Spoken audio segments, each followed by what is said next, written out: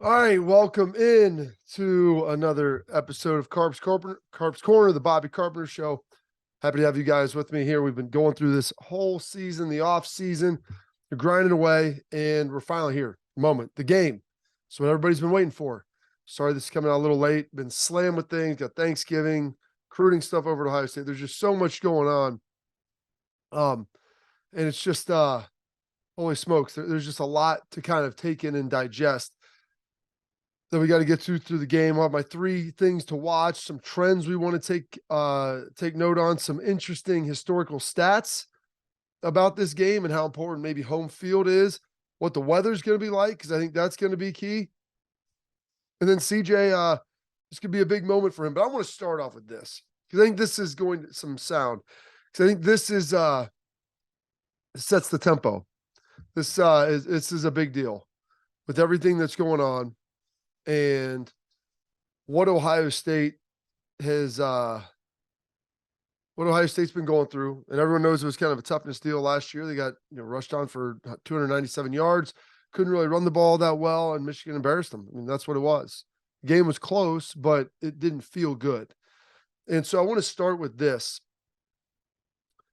Cade Stover, who's been, Captain Tough Guy, man. He moved around. He's done everything. So sacrificial for the team. And he speaks bluntly, man. And I love it. And I love that the guys take ownership about it. When people start questioning their toughness and everything that's going on. So here is Cade Stover talking about being tough and what all of that ultimately means. To be honest with you, I really could give a what else says about our toughness. I know what we got here, what we got going on with us, and I mean, what other people say outside of this program doesn't matter. So, I mean, we know what we got. We know what we pride ourselves on. That's what we're going to keep trying to do. Yeah. Very blunt, very frank. And honestly, the guys lean into that. I love it. I absolutely love it. When guys understand, like, hey, they want to talk to us about being tough, like, screw it. We're going to go out there. We're going to prove it. I want to hear about it. I want to be talked to about it. It's not that big of a deal. We're going to go out and we'll answer the questions. We'll answer them on the field. And it's awesome to see that. And he's the guy that needed to do it. That's why it was important for him to say that and speak bluntly, because I think he's the only guy that probably would speak like that. I love Tommy, but Tommy doesn't talk. Steele doesn't talk. A lot of the offensive linemen, they're not real big talkers. I mean, Cade's kind of the bell cow of toughness on that team, and he's the one that's kind of vocal and gets after it. And he's been around the team a long time, and everybody respects the heck out of him. And that's a big deal. It's a big piece of it. So that was awesome. Got some comments from Ryan Day now, talking about utilizing the moment. It's such a big game. There's so much going on. Making sure you utilize the moment and you just don't try to skip the Saturday. You can't just get yourself going the week of. You have to build and try to recognize the things that you need to get better at and then address them, get them fixed so that when you're there again, you're more prepared for the moment. And that's really the focus of it. And I think you start talking about some of those other things, you can get distracted on what the most important thing is right now. And I think when you're playing an emotional game and a big game like this, the easy thing to do is say, let's just get to Saturday. Let me just get to the game. But we have to utilize every single minute. We have that countdown in our building, and every time a minute clicks off of that, there's one less minute for you to prepare for the game. So let's utilize every single minute we have to get ready to go, kick the ball off at noon so we're ready to roll. And I know it's kind of sounds like an Eminem song right there, like focusing on the moment, making sure you don't let it go. Don't let it slip, lose yourself. You got all that stuff. But listen, that's the reality of it. Sometimes you want the moment to come so bad that you miss the moments of preparation leading up.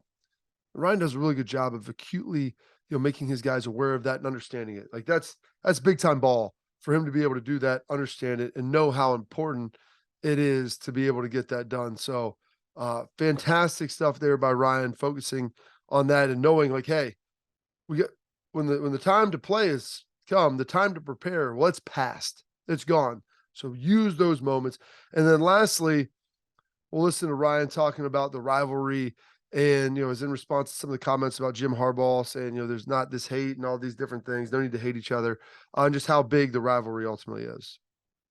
It's one of the greatest rivalries there is in the country. And anytime you're fighting tooth and nail to win the game because of what's on the line, there's friction at times. It's just the way it works. And, we try to just focus on ourselves, focus on respecting the rivalry by working it every day out of the year, and going to go play as hard as we possibly can on Saturday. There you go. I mean, focus each week, you focus on each day, you dive into it, you lean into it. And that's going to be big. And so there's some comments, obviously, about everyone there. First of all, and we get through on with this, there's a lot to get to here in the show and not a lot of time to do it in. I'm going to throw this up here. Talk about the weather. Going to lean into that. 53 degrees, sunny, nice, warm. It's going to be awesome. Should be really, really nice. So don't anticipate any problems with the passing game. Honestly, I mean, Michigan, they're hoping for the bad weather. And if you're hoping for bad weather, that means you're not as good a team. You don't think you can win other ways. And like if the weather was rough, I would have thought Ohio State could gone in and done it. It doesn't appear that it's going to be that. You never know in Ohio what it could ultimately be like.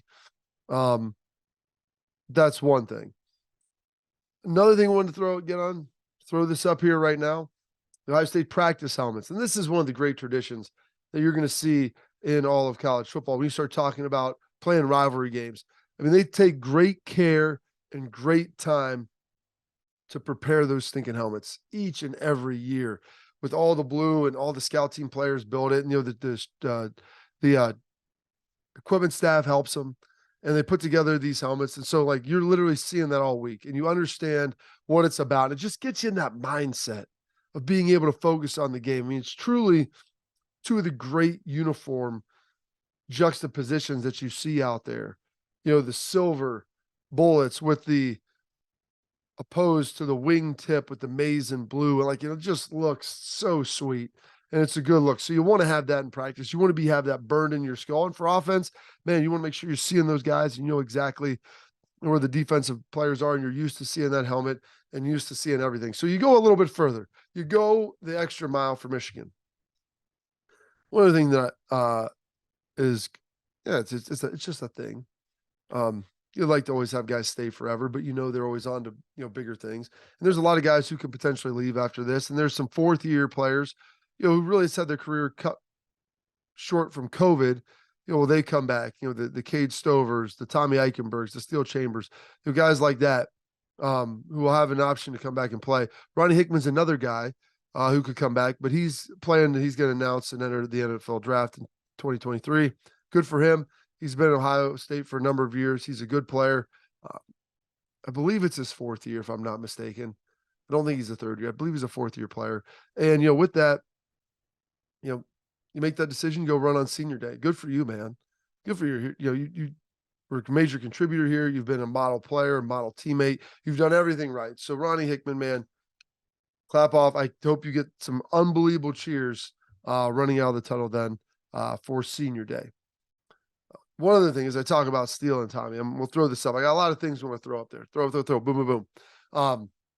I love Tommy and Steele, and the fact that Steele, tweeted this out, the pictures of him and Tommy together, it just warms my heart, because that's the relationship that I had with AJ and Schlegs, and those guys, they're close. They're close with Cade, but it's, Cade went to tight end, so it's a little bit different now with him.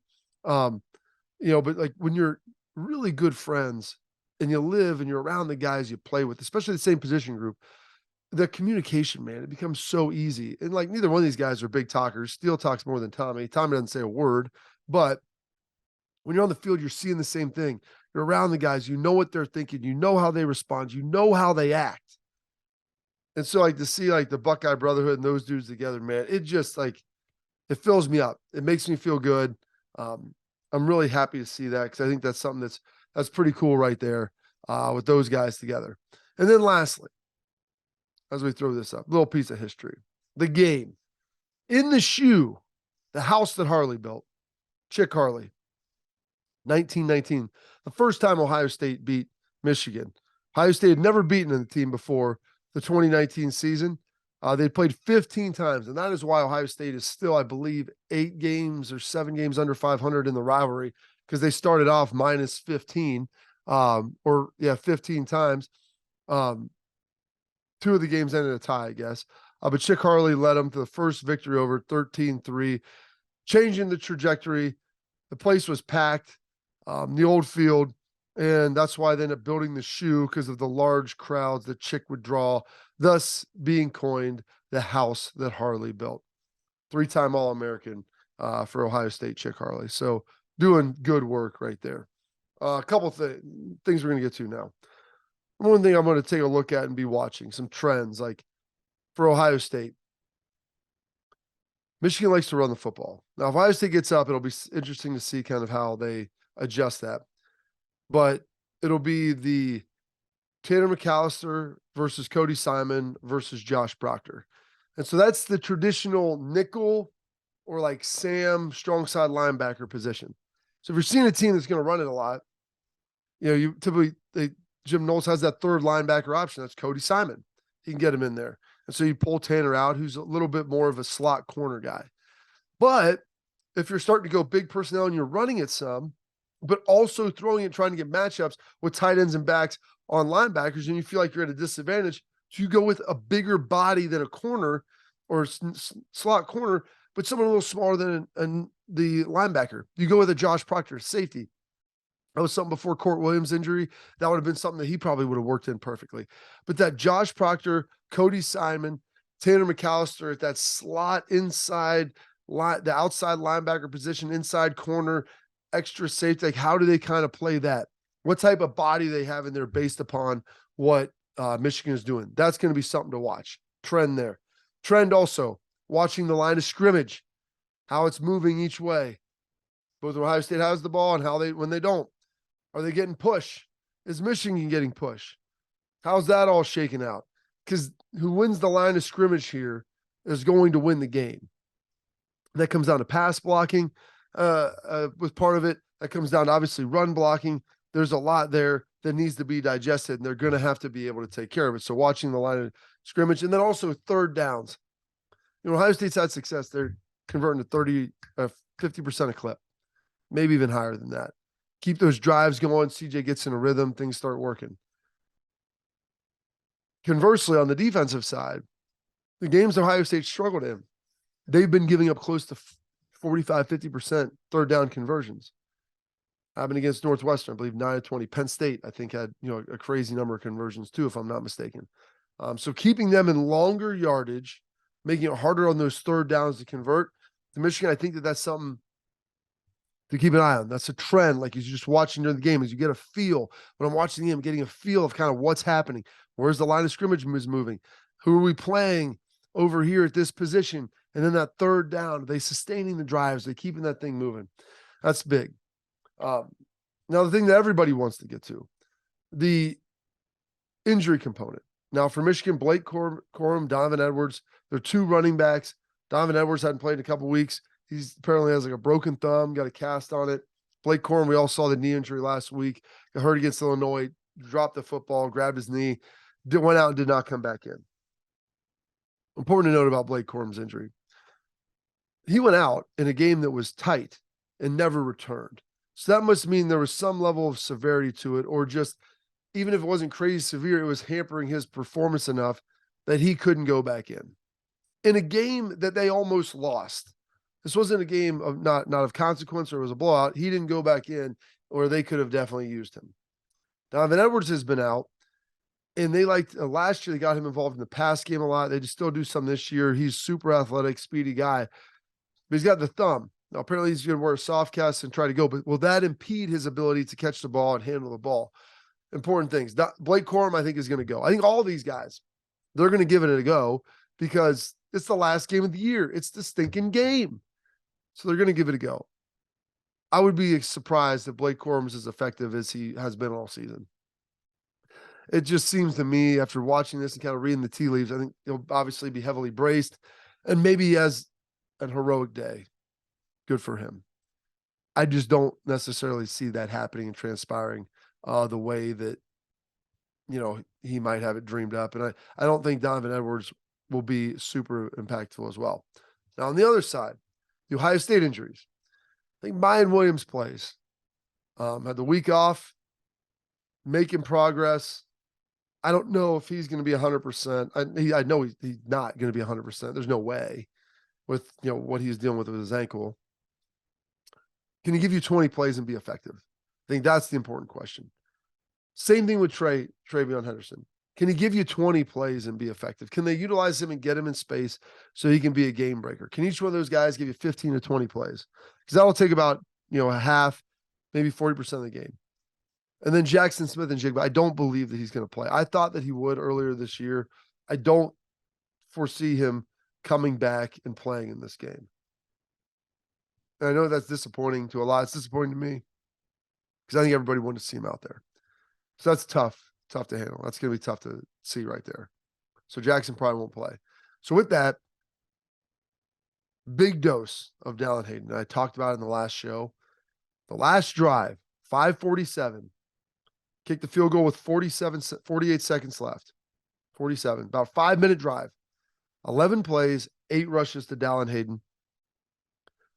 Everybody knows, you don't know about his ball security. I think he had some fumble issues during camp, but he's been good.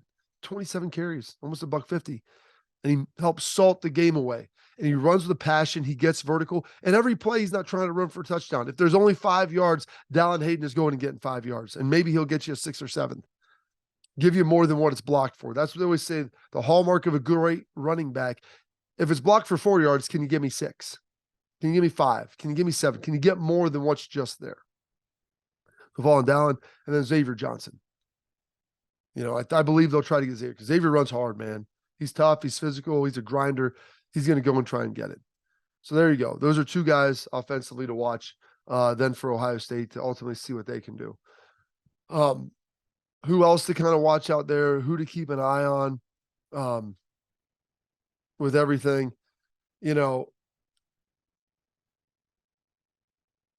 it's just Cade Stover, what he's able to do on the edge, blocking. Paris Johnson,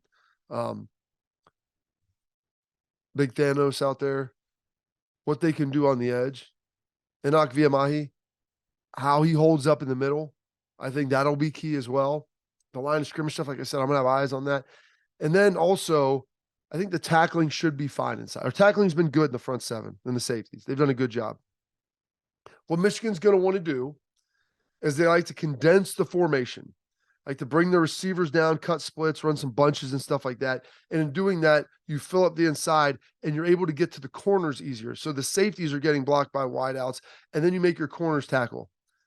And Denzel Burke, Jair Brown, Cam Brown, Jordan Hancock, J.K. Johnson. Can those guys go out there and will they make tackles on the perimeter? Can they be efficient tackles? Because I know that's what Jim Harbaugh is going to want to do. He's going to try to force the corners to tackle. And then also, can they make sure they don't give up big plays? J.J. McCarthy has not been great this year as a passer, but he is athletic, and we'll get into the 3 keys there. But when he's going to push the ball down the field, if he is accurate, can they hold their water, make plays, and not have big PIs and not give up catches? The lot's going to fall in the corners. We look at this game, line of scrimmage, yes. I've hammered all that. The box, yes. Making sure you can get stops. But they'll test those guys. They're going to test them. And they're going to need to, because that's honestly the best way for them to have a chance to ultimately be able to win. We'll see how it works. I'm confident Cam Brown will come up and make tackles. I think those other guys can come up and make tackles. They have to do it consistently. And if you do, you'll get them out of it. Keys to the game. Run the ball, stop the run. Number 1. Both sides. Control the line of scrimmage, run the ball, stop the run. Something that didn't happen in 2021. It's going to fall on the defensive line. Zach Harrison, the bell cow up there, man. This is it. Teron Vincent. This is it for you guys. You're running out of time for the last time.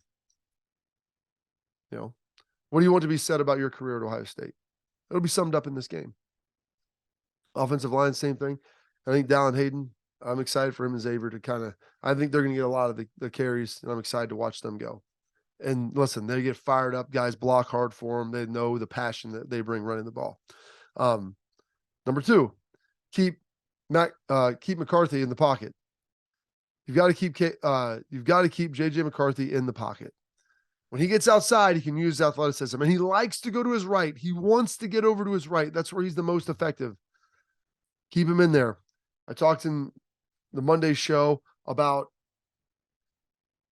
JT Tuimoloau coming underneath and allowing Tuilea Tagovailoa to get to the perimeter.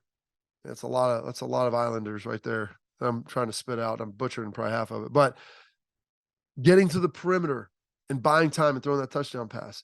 Got to keep him in the pocket. He wants to get out. That's where he does his best work. It's where he does his damage. Keep him in the pocket. Do that. He hasn't been effective there. If he beats you in the pocket, you tip your cap and say, good job. I don't think he can. And then lastly, no turnovers. Turnovers are always critical in this game. You've got to score when you have a chance to get in the red zone and not turn the football over. And if you look back historically over the last 30 years, that matters, especially in the tight games. You go back and we talk about the Sean Springs slip and everything else. The reality is you got in the red zone, got 3 field goals. You get touchdowns, it's not an issue. And so that's also there. Touchdowns in the red zone, no turnovers. Clean game. Clean game. And now the crowd quotient. 105, 103, whatever the capacity is, it'll be maxed tomorrow. And it'll be maxed on Saturday. That thing needs to be ready to rock. And the crowd is important. 12 times, here's a historical nugget for you. 12 times, this is the 12th. Ohio State and Michigan have been in this game, both being top 5 ranked, either in the AP, now in the CFP. The home team has only lost one time, 1975, Ohio State going up there and winning, I believe, 21-14. 1973, they tied 10-10. But other than that, the home team has won every time. Last year, they won 2003. Michigan won. Both those were in Ann Arbor. 06, we won here. Won, I think, 16, I believe, we were both top 5, won. But it matters. The home field matters. One time, home team has lost. And then this, I believe, according to Jack Park, will be the 5th time since they moved the game to the final game of the regular season back in the 20s or 30s that both teams will enter untied or unbeaten. Awesome stuff. So the gravity of this game cannot be undersold. I will say this, and I'll say it right here. Ohio State, 7.5 point, maybe 8 point favorite. It was 7. It's moved around a little. I think the line will grow before the game. I'll say this right now. If Ohio State wins, it's because CJ Stroud played well. And if he plays well and Ohio State wins, he wins the Heisman Trophy. He puts up a 3 touchdown performance, throws for 280 yards, 300 yards. If he does 304 touchdowns, no picks, looks good, big plays, he wins them. He wins it.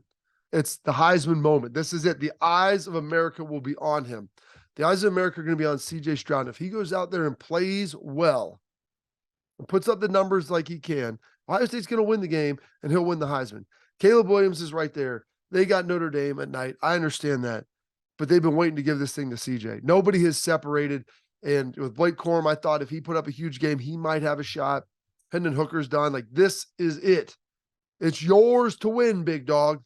But you can only win it if you win the game. And you have to do that to play well to do that, which I know he will. I like Ohio State. I was 24-10 earlier this week. I think it might be a little higher scoring since it'll be so nice. Maybe 31-17, 31-13, somewhere in there. I think the defense is going to play well. I think they ultimately stop down the run. I think that'll be big. And remember this. This isn't revenge Ohio State's after. It's the reckoning. They're coming, Doc Holliday. They're coming. This is going to be big. And I'm excited for this. I've been this excited for a football game in a long time. And I'm pretty pumped for this one. I'm pumped for those guys to go out there and get a pair of gold pants. Because some of these guys, they've never beaten Michigan. 2020 didn't have it. Last year, they lost their third-year players. They haven't got it. Some of those guys, they've never beaten them at home. It's been 22 years since Michigan beat Ohio State in the shoe. 2000, last time.